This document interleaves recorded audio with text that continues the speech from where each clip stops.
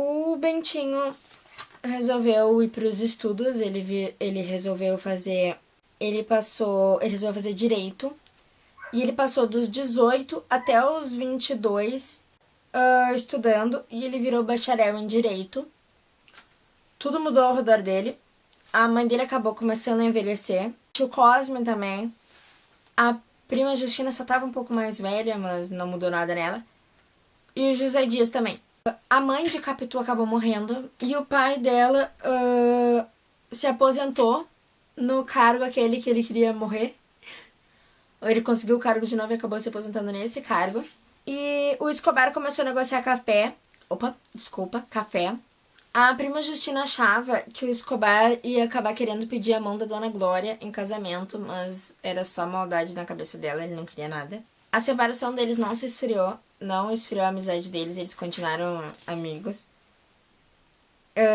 Ele meio que... O Escobar era a pessoa que entregava as cartas do Bentinho e da Capitu, um pro outro. O Escobar acabou casando com a melhor amiga da Capitu, a Sancha.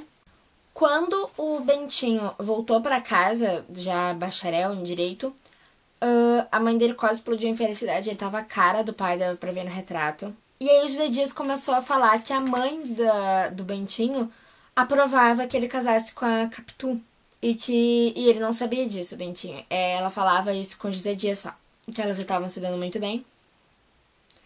A prima Justina se casou de novo. Foi novamente desposada por um doutor que tinha enviuvado agora há pouco. O Bentinho casou com a Capitu. Foi muito maravilhoso. Só que o que aconteceu? Depois de um tempo, eles passaram uma semana lá e passou muito rápido. E a Capitu quis voltar, porque ela queria ver o pai dela. E aí o Bentinho ficou tipo, já enjoou de mim. E ela, não, eu só quero ver meu pai. O pai dela já tava meio doente. Eles acabaram voltando. Quando eles voltaram, todo mundo ao redor que via eles, ou ficava sabendo que eles estavam casados, ficava impressionado, que ela ficou muito bonita quando ela cresceu. E todo mundo sabia que eles iam casar. O José Dias visitou ele na Tijuca enquanto eles estavam de lua de mel. A saúde da mãe do Bentinho era boa. A saúde da Capitu e do Bentinho era excelente. O resto tava meio que descendo a ladeira já da velhice. Os processos estavam chegando pro Bentinho, ele era advogado de algumas casas bem ricas, o dinheiro dele estava subindo. O Escobar tinha vários contatos, ele contribuía bastante pro Bentinho ter essa ascensão. Sancha e Capitu continuaram... O Boy Magia tá me ligando. Bom, aí a Capitu e a Sancha continuaram, depois de casadas, elas continuaram a amizade que elas tinham desde quando elas estavam na escola. E o Escobar e o Bentinho continuaram a amizade do seminário. A amizade deles começou a ficar mais forte, ao invés deles começarem a se separar. Eles se visitavam muito, os casais, ficaram muito, muito amigos. Os domingos eles jantavam juntos, todo domingo. Iam logo, depois do almoço e voltavam lá pelas 9, 10 horas, todo domingo. O Escobar e a Sancha tiveram uma filhinha, que o nome dela é Capitolina, em homenagem a Capitu. Com o tempo... Esqueci. Não, com o tempo, o Bentinho começou a ficar receoso, porque ele não tinha um filho. E ele queria muito que a Capitu engravidasse, só que eles não tinham filhos. E conforme o tempo passando, ia se piorando. Eles iam sempre, o Bentinho e a Capitu sempre em passeios. Ela adorava se sentir livre, eles iam passear, eles iam em festas, em teatros. Depois de um tempo, o Bentinho começou a perceber, quer dizer, uma vez em especial, e aí depois dessa, como aconteceu, que a Capitu e ele foram numa festa e ela foi com um vestido que mostrava, tipo uma regata, mostrava o braço todo. E as pessoas começavam a olhar o braço dela. E ele dizia que os braços dela eram lindos. E ele começou a ficar com ciúme do braço dela. E ele falou com o Escobar sobre isso, e o Escobar falou que a Sancha não usava vestido sem manga, porque ele achava indecente. E aí o Bentinho disse que não queria dizer isso, explicitamente pra Capitu, porque iam chamar eles de seminaristas. Então ele tinha que achar... E aí eles acabaram não deixando mais elas irem de sem mangas, mas sem dizer o porquê. Como se isso fosse mudar alguma coisa. E o Bentinho contou pra Capitu o que o Escobar concordava com ele, até porque o Escobar não era tão ciumento quanto o Bentinho, então isso já ajudava um pouco.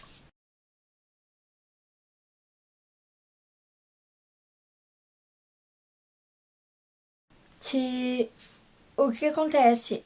A Capitu, ela pensava muito e às vezes ela deixava de escutar o Bentinho. E aí no episódio que ele tava contando uma história pra ela e ela não tava escutando nada, ele ficou tipo, o que ele tá fazendo? E aí ela trouxe pra ele as 10 libras esterlinas, que é o que sobrou. Porque ele dava dinheiro pra ela gastar com as finanças e ela economizava. E aí ela devolveu as 10 libras pra ele, que era mais ou menos... não é muito dinheiro, mas também não é pouco dinheiro. Ela disse que o corretor para esse dinheiro foi o Escobar, que ele teve ali pouco antes do Bentinho ter chegado naquele dia, que ela não contou para que ele não desconfiasse, porque a história das libras era uma surpresa. Ele disse que ele ficou com vontade de gastar o dobro daquilo em presente para ela, mas ela deteve ele, porque a moral de tudo era economizar. E o que acontece? Quando ele contou pro Escobar, e Escobar com a Sancha, a Sancha ficou tipo, como é que a Capitu conseguiu guardar as 10 libras com tudo tão caro? Como é que ela consegue economizar? E aí o Escobar contou pro Bentinho, o Bentinho viu que as mulheres gastavam e concluiu que a mulher dele era um anjo.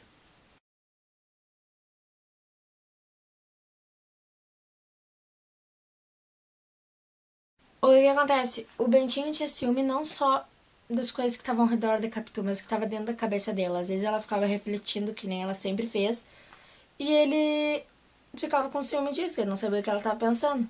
Mas depois desse episódio das 10 libras esterlinas, eles passaram a ficar mais unidos, que ele começou a confiar mais nela.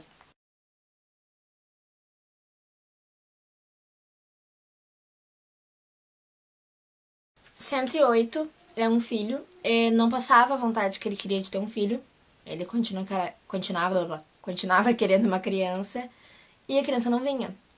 E aí ele começou meio que a entrar em pânico, porque a filhinha do Escobar e da Sancha, Capitu, mini Capitu, ela já tava gorduchinha, já tava crescida, e eles não tinham um filho ainda. E ele ficou primeiro com inveja, depois a esperança morreu.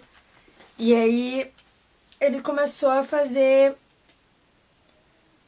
promessas. Ele não se importava mais se fosse uma criança amarela, magra, um triste.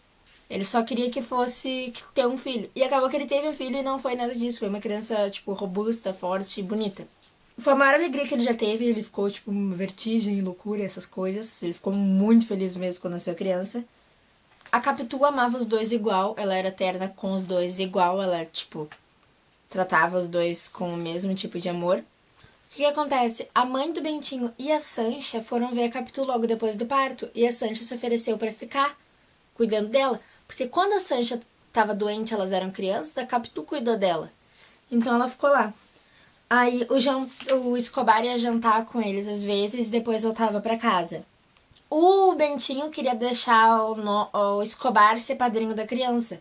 Só que aí o tio Cosme se proclamou padrinho do guri. E aí o Bentinho esperava que talvez o tio Cosme morresse antes do batizado e ele se livrasse. Só que não aconteceu, eles precisaram batizar o guri.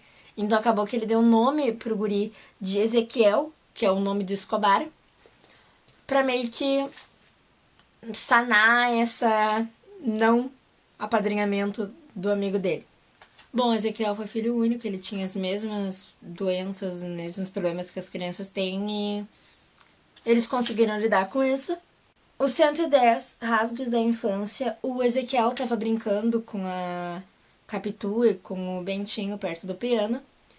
E daí que o Bentinho queria que a Capitu tocasse no piano, que ela aprendeu a tocar, que ela tocasse um antigo versinho que um preto cantava quando ele vendia cocada, que eu contei lá no começo.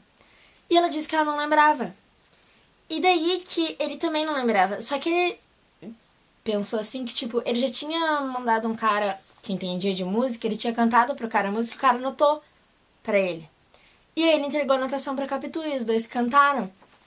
E aí, de um momento, assim, ela não lembrava nem da palavra nem das notas.